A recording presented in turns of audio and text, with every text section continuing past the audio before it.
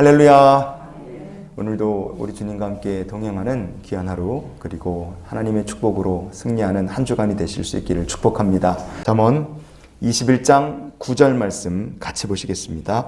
다투는 여인과 함께 큰 집에서 사는 것보다 움막에서 사는 것이 나으니라. 아멘.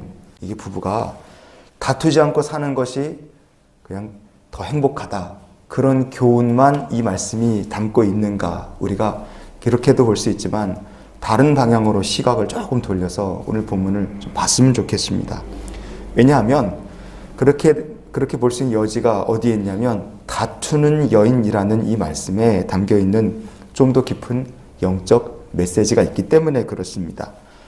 다투는 여인, 우리말 성경은 이렇게 돼 있어요. 그러니까 이것만 보면은 도대체 무슨 얘기인가 우리가 좀 난감할 수 있습니다. 그런데 히브리어 본문을 보면 다투는 여인, 이렇게 번역되어 있는 히브리어 본문이 메 에세트 미디아님 이렇게 되어 있습니다. 메 에세트는 부인, 여자 이런 뜻이에요. 그리고 주목해보고 싶은 것은 다툰다는 뜻인 미디아님이라는 말입니다.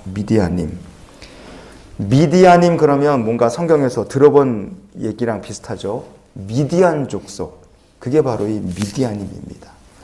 창세기에 보시면요, 37장 28절 말씀에 요셉의 형들이 동생 요셉을 미디안 족속 상인들에게 팔아버립니다. 창세기 37장 28절에 나오는 미디안 족속, 그게 바로 미디아님 이렇게 되어 있습니다. 그러니까 우리가 이 본문을 이렇게도 읽을 수 있는 거예요. 다투는 여인과 함께 큰 집에 사는 것보다, 이게 아니라 미디안 여인과 큰 집에 사는 것보다 움막에 사는 것이 나으니라, 이렇게 읽을 수도 있는 겁니다. 자, 그러면 왜 미디안 족속 이야기를 하겠어요?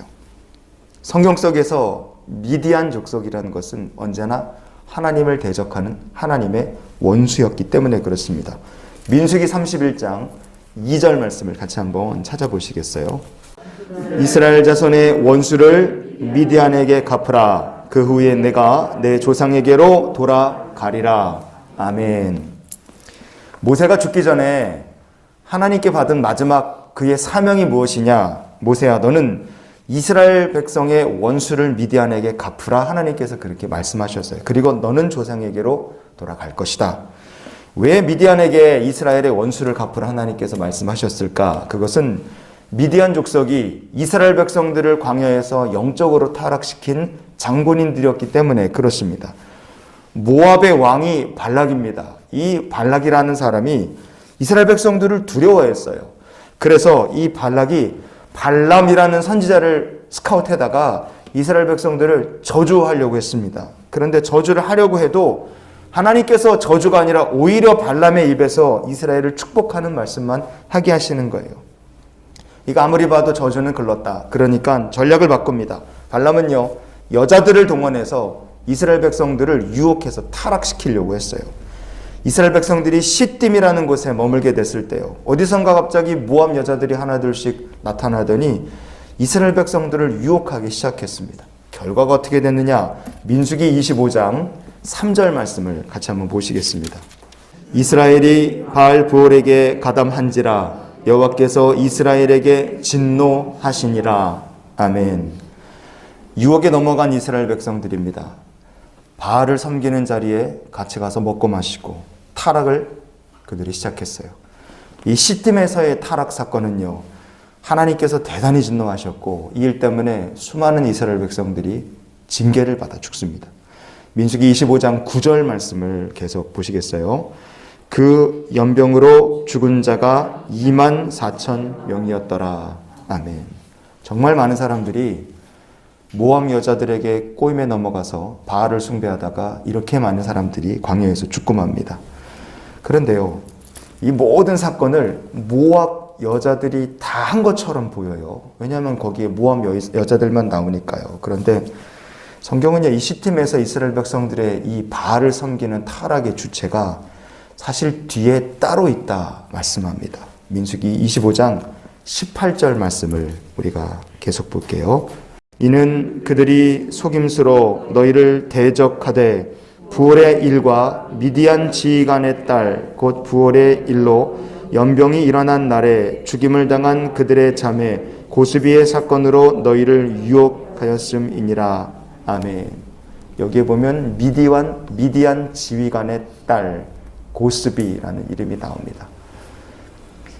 앞에서 행동대장은 모압이었을지 모르지만 뒤에는 실제 두목은 미디안이었다. 우리가 그렇게 보면 됩니다.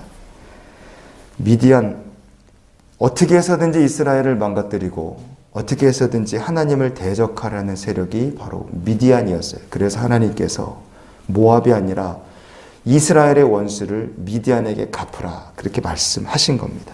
자, 오늘 본문으로 돌아갔어요. 다투기를 좋아하는 여자를 메에세트 미디아님, 이렇게 히브리어 본문이 말씀하고 있죠. 그 이유를 우리가 한번 이렇게 생각해 봤으면 좋겠어요. 끝없이 다툼이 일어나는 큰 집에서 사는 것은 피곤하고 불행한 일일 겁니다. 그죠? 하지만 그것보다 더 불행한 것은 무엇일까? 미디안 족속이 그랬던 것처럼 끝없이 하나님과 다투는 인생을 사는 것은 그거보다 더 불행한 일입니다. 우리가 어떻게 살아야 될까? 오늘 본문의 뒷부분에 보면 이렇게 돼 있죠. 움막에서 사는 것이 나으니라 그랬어요.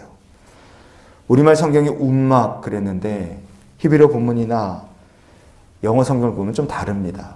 히브리어 본문을 보면 이 움막에서 산다는 말씀이 알 피나트 가그 이렇게 되어 있습니다. 가그라는 말이 지붕이라는 뜻이고요. 피나트라는 말이 모서리라는 뜻입니다. 그러니까 다투는 여인과 함께 큰 집에 사는 것보다 지붕의 모서리에 사는 게 낫다. 그러니까 옥탑의 모서리에 사는 게 낫다. 그렇게 볼 수 있죠. 그런데 이 피나트, 이 모서리란 말이 제단의 모서리라는 뜻입니다. 성경에 보면 출애굽기 27장 2절에 제단의 모서리. 그럼 이렇게 오늘 말씀을 우리가 완성해 볼 수 있습니다. 미디안 여인과 다투는 미디안 여인과 함께 큰 집에 사는 것보다 제단의 모서리에 사는 것이 낫다. 우리가 이 본문을 이렇게도 볼 수 있다. 그러면 영적으로 완전히 다른 메시지가 됩니다. 오늘 이 말씀을 그래서 이렇게 한번 정리해 봤으면 좋겠어요. 우리가 뭘 깨달아야 되겠습니까? 세상 것 아무리 다 누리고 세상 것 아무리 많이 가졌어도요, 하나님과 끝없이 싸우는 인생, 하나님을 끝없이 대적하는 인생은 결국 불행한 인생입니다. 그러나 희생제물의 피를 바르는 제단의 모퉁이처럼요, 우리의 구원이 되시는 창조주 하나님과 함께 하는 인생, 그 인생은 참으로 복되고 참으로 귀하고 형통으로 가는 인생이라는 것을 우리가 기억했으면 좋겠습니다. 그러니 우리가 이런 기도로 하루의 삶을 살았으면 좋겠어요. 하나님, 오늘도 나의 창조주 하나님과 함께 동행하는 복된 날이 되게 해 주시옵소서. 주님께만 경배드리고 주 이름을 찬양하고 주님께 나가는 복된 날이 되실 수 있기를 예수님의 이름으로 축원을 드립니다.